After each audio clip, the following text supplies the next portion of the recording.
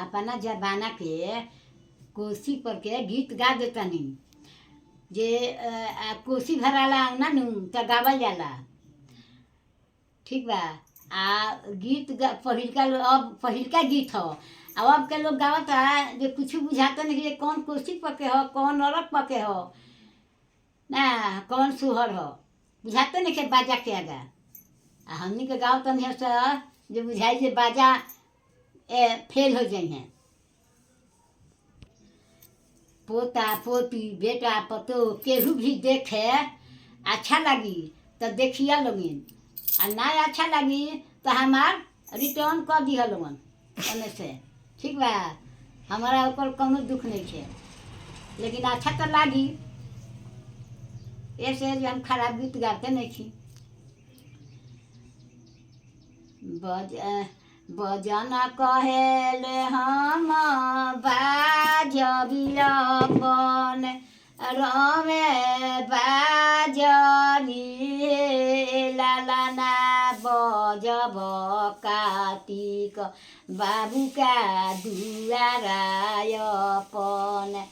रमे बाजरी लालाना बजब सबन देवा का दुआरायपन रमे बाजबी पुरैन कहेली हम पसरबियपन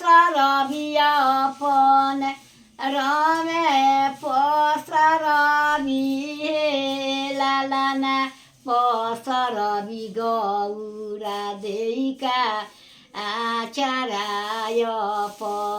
रमे पसरबी लालाना पसरबी सबनी देविका आचारायपन रमे पसरबी होरिला कहेले हम जामबियपन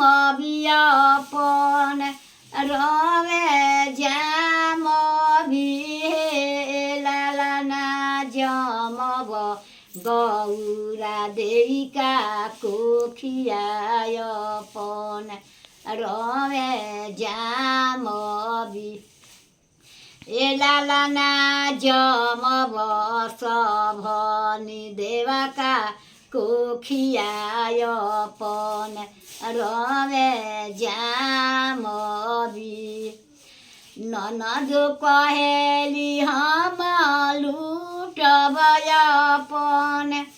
रमे लुटब हे लालाना लुटब में भैया के छेरावा भौजैया जी के तोरी मनय लालाना लुटब में भैया के छेरावा भौजैया जी के तोरी मनय।